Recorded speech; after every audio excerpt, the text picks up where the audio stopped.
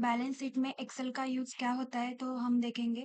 तो बिज़नेस के पास कितनी प्रॉपर्टी, कैश, मशीनरी या स्टॉक है, असेट है तो हमें ये पता चलता है। और कितना लोन, क्रेडिट या दूसरी ज़िम्मेदारियाँ है, लायबिलिटीज़ है, वो हमें बैलेंस शीट से पता चलता है। ओनर की एक्चुअल नेट वर्थ कितनी है, ये पता चलता है इससे। और बिज़नेस ओनर डिसाइड कर सकता है कि इन्वेस्टमेंट बढ़ानी है कि नहीं, ये बैलेंस शीट को देखकर वो समझ सकता है।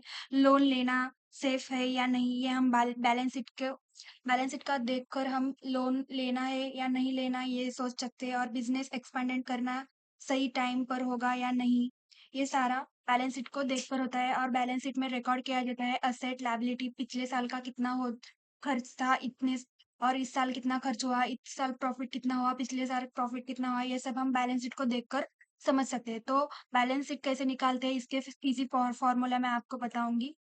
तो बैलेंस कैसे निकालते हैं, is equal to stock minus sale, enter press करने का। इस तरह से हमारा बैलेंस निकलता है।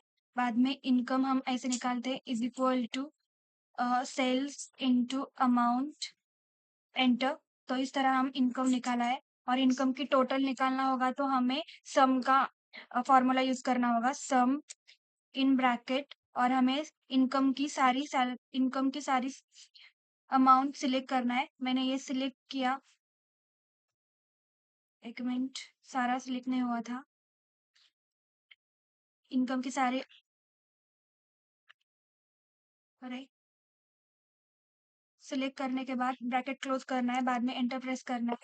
ये हुआ हमारा इनकम की अ, स- सारी टोटल। और यहाँ भी एक्सपेंसेस की सारी टोटल सम का फॉर्मूला यूज करने के बाद हमें निकालना है।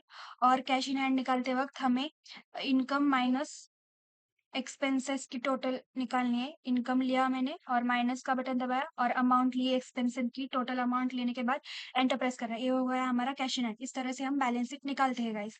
तो अगर आपको ये फॉर्मूला समझ में आया तो लाइक कीजिए, कमेंट कीजिए। Thank you.